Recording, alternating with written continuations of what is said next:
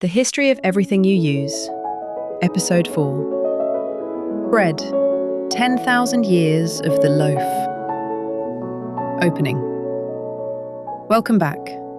Tonight we continue our quiet journey through the histories of the ordinary things that fill our days, the objects and substances so familiar to us that they have become almost invisible. We have followed salt, which built empires, coffee, which woke up the world, and sugar, which reshaped continents at unspeakable human cost.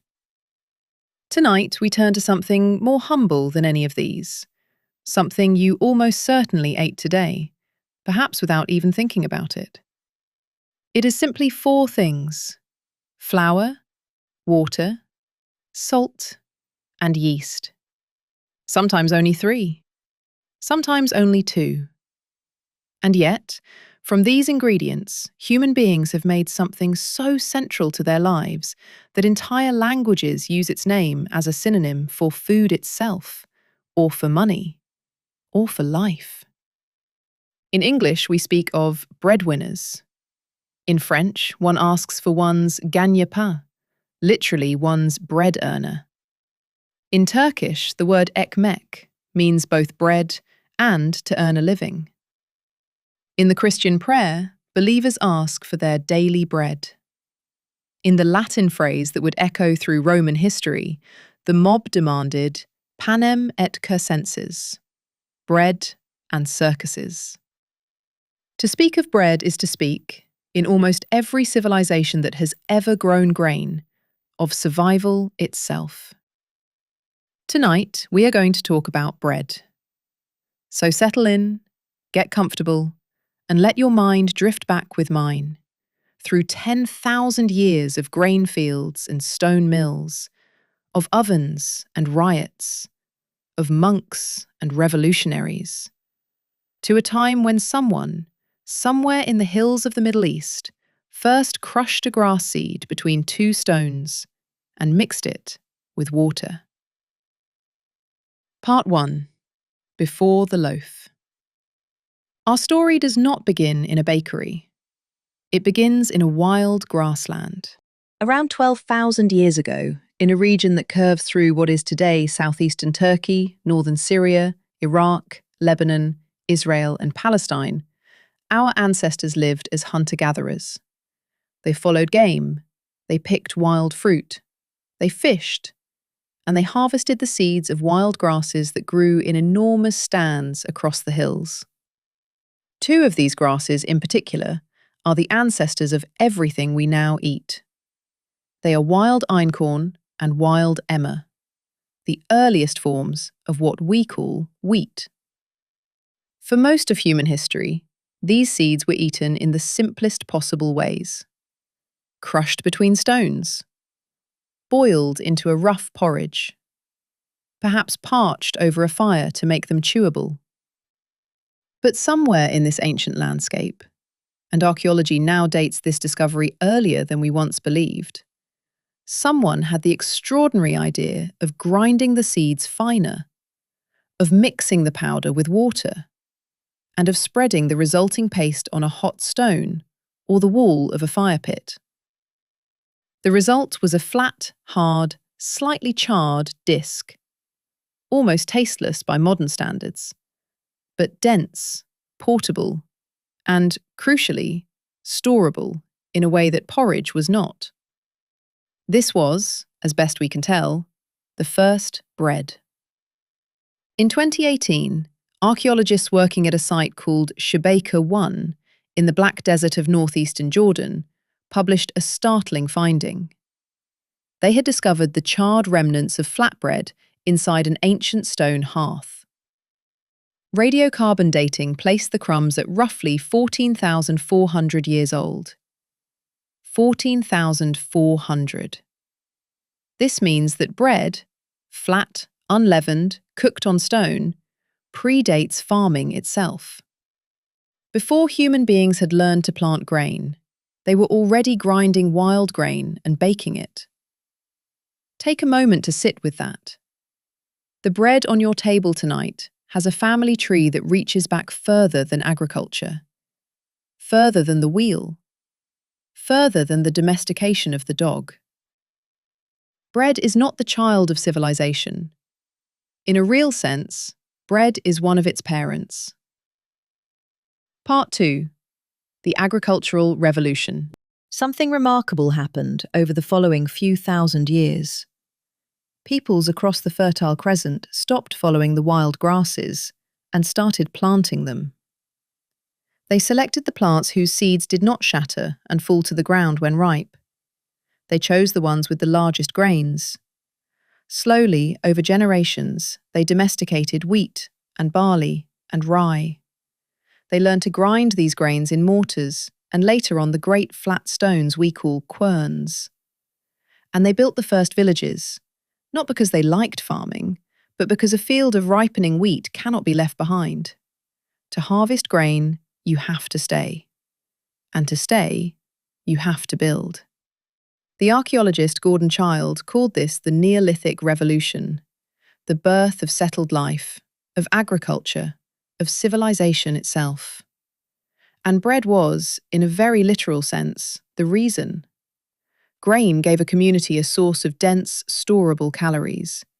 It could be kept for years in dry jars. It could feed people through winter, through drought, through siege. Wherever grain was cultivated, populations rose. Villages became towns, and towns became the first cities. Every one of the great early civilizations, Sumer, Egypt, the Indus Valley, ancient China, rested on a foundation of grain. And in every one, that grain was turned, in one form or another, into bread. There is a beautiful thought experiment. If you could visit any moment in the last 10,000 years of human history, in any land where civilization existed, and walk into an ordinary home, you would almost certainly find, somewhere, some form of bread. Perhaps a flat disc, perhaps a round loaf, perhaps a coarse black slab or a delicate white roll. But the shape may be the only thing that has really changed. Part 3. The Egyptian Miracle. For the first several thousand years of its existence, bread was flat. It was baked on hot stones or against the walls of clay ovens. It was cracked, hard, chewy. It filled the belly. It kept people alive. But it was not, by our modern standards, the same substance that we mean when we speak of a fresh, warm loaf. The transformation of flatbread into what we might call real bread, soft, risen, aerated, took place, as far as we can tell, in ancient Egypt, perhaps around 4,000 to 5,000 years ago. And it happened almost certainly by accident. Picture the scene. An Egyptian baker mixes flour and water into a dough. She sets it aside. Perhaps she is called away. Perhaps she is simply distracted.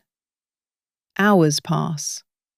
In the warm Nile air, wild yeasts, floating invisibly on the breeze, settle on the dough. They begin to feed on the sugars in the flour, and as they do, they release carbon dioxide. Bubbles form. The dough swells. It doubles in size. When the baker returns, she finds her dough transformed into something strange and airy. She may have almost thrown it away. Or she may, in a stroke of genius, have decided to bake it anyway. And when she pulled it from the oven, she found a loaf like nothing anyone had seen before. Light, springy, full of tiny pockets of air. Delicious in a way that flatbread had never been.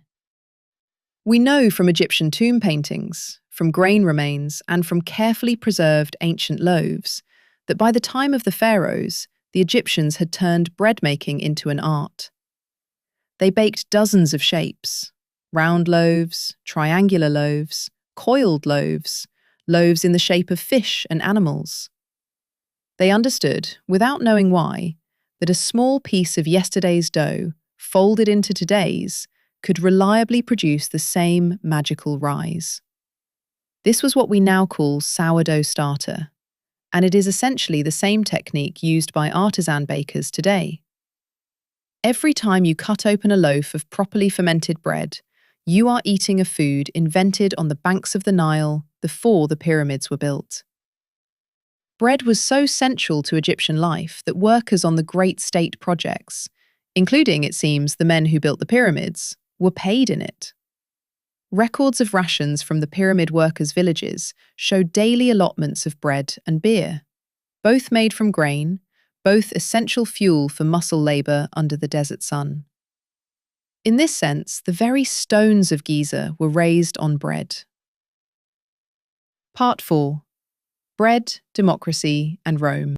From Egypt, the art of leavened bread spread outward, to Greece, where breads of dozens of kinds were sold in the agora, and where poets ranked bakeries by quality.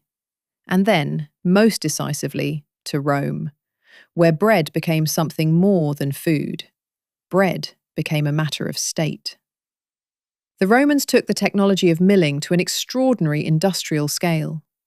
In cities across the empire, huge stone mills, some turned by donkeys, some by water, ground grain around the clock. Great professional bakeries employed dozens of workers.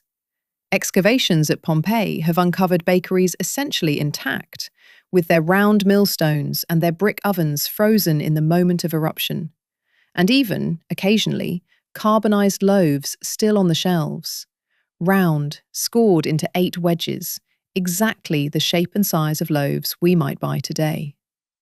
And the Roman state understood something the Egyptian pharaohs had glimpsed and that every ruler afterward would rediscover, sometimes at terrible cost. A hungry city is a dangerous city. In the 2nd century BC, the Roman politician Gaius Gracchus proposed a law under which the state would sell grain to the citizens of Rome at a subsidized price. His opponents were scandalized. But the law passed, and it began a tradition that would last for centuries. Later, under Julius Caesar and then Augustus, the subsidized grain became free. By the time of the emperors, hundreds of thousands of Roman citizens were entitled to a monthly ration, first of grain, and later, more conveniently, of already baked bread. This was the annona, the great grain dole of Rome. It was funded by state revenues, particularly by the taxation of grain-rich provinces like Egypt and North Africa, and it was one of the largest logistical operations of the ancient world. The satirist Juvenal, writing at the end of the 1st century AD, coined the phrase for which this whole arrangement is now remembered: panem et circenses, bread and circuses. He said it in contempt. The Roman people, he complained, who had once elected their leaders and shaped the fate of nations, now cared for only 2 things: the free bread of the state and the free entertainment of the arena. They had traded their political voice for a full stomach and a good show. Juvenal was a cynic, and his line has been quoted for 2,000 years by those who wish to accuse a population of being too easily bought. But there is a deeper truth in the phrase, and it will echo through the rest of tonight's story. Bread is not just food. Bread is politics. A ruler who can feed his people can rule them. A ruler who cannot will very likely fall. Part 5. The Bread of the Middle Ages. When the Western Roman Empire faded, the grand grain administration faded with it, and Europe entered a long period in which bread was made once again in 1,000 small local places, rather than in vast imperial bakeries. But bread remained, if anything, more central. In medieval Europe, ordinary people ate bread with almost every meal. Estimates suggest that in the 14th century, an English peasant might get anywhere from half to 3/4 of his daily calories from bread alone. Not, however, the white bread we know today. Medieval bread came in a class hierarchy that mirrored the class hierarchy of the people who ate it. At the top was the finest white bread, called pain de chailly in French, or manché in English, made from thoroughly sifted wheat flour and eaten by lords, bishops, and kings. In the middle came various brown breads, made from less refined flour. And at the bottom came the coarse, dark, heavy loaves eaten by the poor, often mixed with barley, rye, oats, or in hard times with legumes, chestnuts, or even ground bark and grass. To read a medieval household's bread list is to read almost exactly its social pyramid. And there is a small, wonderful detail about medieval bread that has left traces in the English language. Before the invention of the plate, ordinary diners at a table often used, as an eating surface, a thick round of stale bread called a trencher. Food was piled onto it, sauces soaked into it. At the end of the meal, the bread, now saturated with juices, was either eaten, given to the poor, or given to the dogs. The person who ate hearty portions from the trencher became a trencherman, and the word itself, trencher, comes from the Old French for cutting. When we speak today of a square meal, we may still be echoing the four-cornered trenchers of the Middle Ages. Bread also carried immense religious weight. In Christian belief, the wafer of the Eucharist, the bread of the Mass, was held to become, in some real sense, the body of Christ himself. In Judaism, unleavened bread, matzah, commemorated the flight from Egypt, when there was no time to let dough rise. In Islam, breaking bread with a guest carried powerful obligations of hospitality. Across the whole medieval world, bread stood on the border between the physical and the sacred. But the medieval city, like the Roman city before it, understood that bread was also power. And in the growing towns of France, Germany, England, and Italy, bread was one of the most tightly regulated commodities of daily life.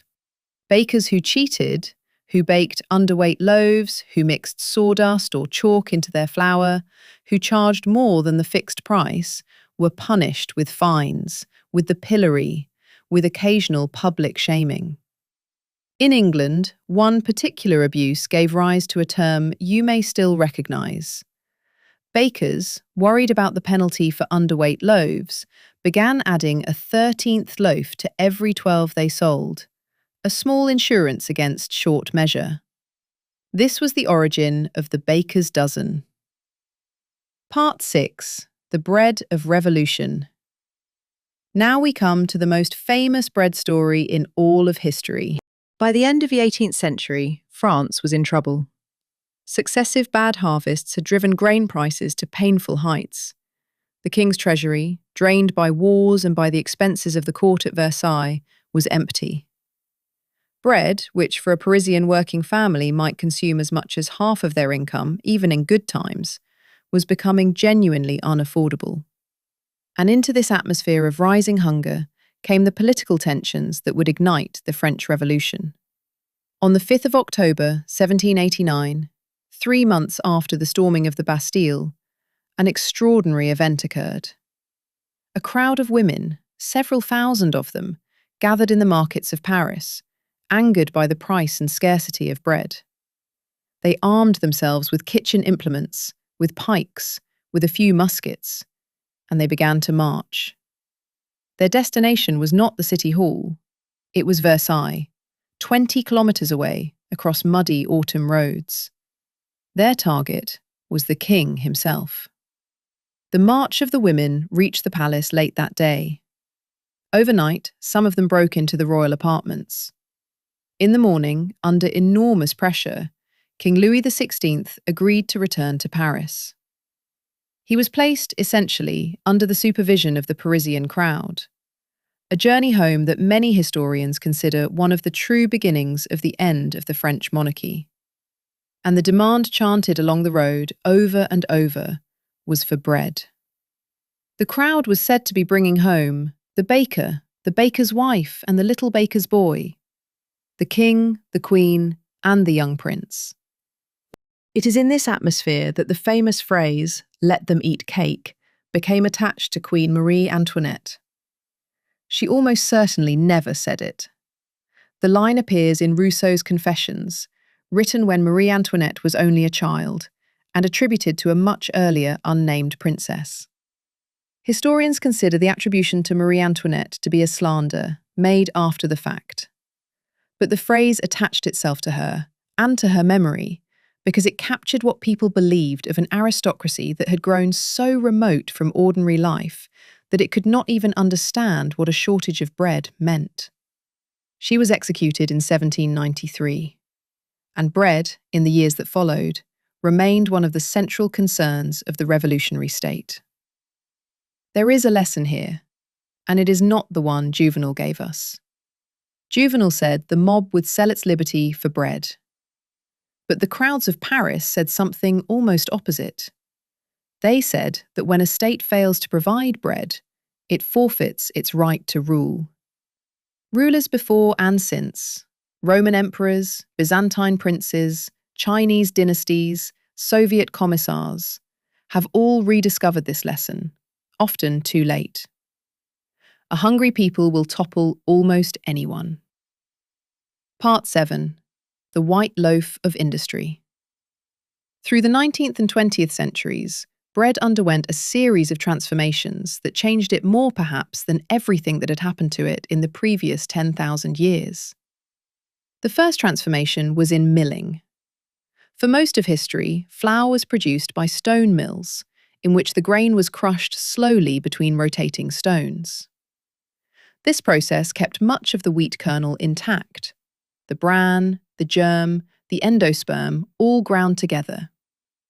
Stone mill flour was faintly cream-coloured, slightly gritty, and rich in oils and nutrients. It also spoiled quickly, because the wheat germ contains fats that go rancid within weeks. In the 1870s, a new kind of mill spread through Europe and America, the roller mill, which used pairs of steel cylinders to crack the grain and separate the endosperm, the pure white starchy interior, from the bran and germ.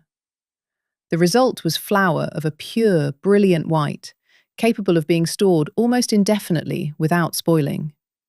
It was efficient, it was cheap, it looked clean, and it was, from a nutritional point of view, a mild disaster. The bran and germ, which had been removed, contained most of the fibre, most of the vitamins, and most of the minerals in the grain. What remained was, essentially, starch. For thousands of years, dark bread had been the food of the poor, and white bread the food of the rich. Now, suddenly, cheap white bread became the food of everyone. And in the industrial cities of Europe and North America, deficiency diseases began to rise. Beriberi, associated with a lack of thiamine, vitamin B1, appeared where refined flour had displaced whole grain. In the 20th century, governments would eventually respond by requiring bakers and millers to add back some of the vitamins that milling had stripped out, the fortified flour that most of us still eat today. The second transformation was in leavening. For millennia, bread had been raised either with sourdough starter, the wild yeast culture inherited from Egyptian tradition, or with a piece of dough saved from the previous day. But in the mid-19th century, a Vienna technique, and then Louis Pasteur's identification of yeast as a living organism, laid the ground for commercial baker's yeast, a pure cultivated strain of the fungus Saccharomyces cerevisiae that could raise dough in a couple of hours rather than a couple of days. Baking, which had once required expert skill and patient time, became fast and predictable. The third transformation came in the middle of the 20th century, in Britain, and it was almost invisible to consumers even as it reshaped the loaves they ate. It was called the Chorleywood bread process. Developed in 1961, it used intense mechanical mixing, a cocktail of additives, and industrial yeast to produce a loaf of soft, spongy bread in about 3.5 hours from flour to package. It made bread astonishingly cheap. It also produced a loaf almost entirely disconnected from the slow, fermented, textured bread of tradition. Today, the vast majority of sliced supermarket bread in Britain, and much of it around the world, is still made by some version of this process. It is a food of a completely new kind. And in the last 30 or 40 years, a counter-movement has arisen. Small artisan bakers, dismayed at what industrial bread had become, began to look backwards. They returned to stone mill flours, to long fermentations, to sourdough cultures, some of them literally the direct descendants, kept alive for generations of the yeasts of ancient bakeries. The loaves they produce today, with dark crusts and open crumbs, are in a real sense a rediscovery of what our ancestors would have recognized.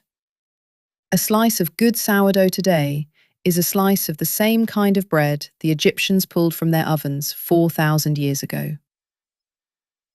Part 8. The Bread of the World. We have spoken tonight, mostly, of European bread, the round loaves of Rome, the sifted whites of medieval France, the industrial loaves of modern Britain. But bread, in one form or another, exists nearly everywhere that grain is grown. And each place has made it a little differently. In much of the Middle East and the Anatolian world, bread often remained flat, but flat with immense sophistication. Pitta, which puffs into a hollow pocket in a hot oven. The great sheets of Turkish lavash and yufka, stretched paper-thin and baked in seconds against the wall of a tandir oven. Iranian sangak, baked on beds of hot pebbles. In India and Central Asia, the tandoor gave birth to naan. In Ethiopia, the fermented flatbread called injera, made from teff grain, has served for millennia as both plate and food. In Mexico, corn, not wheat, became the sacred grain, and the tortilla became the daily bread of a hemisphere. In China, wheat found its way not into loaves, but into steamed mantou buns and stuffed baozi. And in the Jewish world, the braided challah of the Sabbath and the flat matzah of Passover carry religious meaning that dates back thousands of years. If you traced every one of these traditions on a map and coloured in the places bread of some kind is eaten, you would colour in nearly the whole world. And behind almost every tradition would be the same simple story. Someone, once, took the seeds of a grass, ground them, mixed them with water, and cooked them with fire. And so we return, one more time, to the ordinary, to the piece of bread that, somewhere in the world, right now, someone is breaking with their hands. It looks so plain, flour and water. But you know its secret now. You know that it began 14,000 years ago in a stone hearth in the desert, before farming, before villages. You know that it drove human beings to settle down, and that its need for stored grain shaped the earliest cities. You know that the Egyptians discovered its magical rising by accident, and that the workers of the pyramids ate it in daily rations. You know that Rome fed its citizens with it, that Juvenal mocked them for it, and that emperors rose and fell on the strength of the grain fleets that carried it. You know that medieval peasants ranked their world by the colour of their loaves, and that the women of Paris marched 20 kilometres to demand it from a king. You know that the invention of the roller mill made it dangerously white, and that industry turned it into something almost unrecognisable, but that, in kitchens and small bakeries today, older traditions are being rediscovered. Bread teaches us the simplest lesson of this series, that the most ancient technologies are often the most durable, that the same 4 ingredients, mixed in the same order, have quietly sustained our species through every empire, every revolution, every dark age, and every enlightenment. The next time you tear off a piece and put it in your mouth, remember, just for a moment, that you are performing an action human beings have performed almost every day for 10,000 years. In this one small act, you are keeping company with everyone who has ever lived. Sleep well, and when we meet again, we will follow the story of another great ancient companion, the leaf that, brewed in hot water, has calmed and cheered and united more of the human race than almost anything else on earth. Tea. Until then, good night.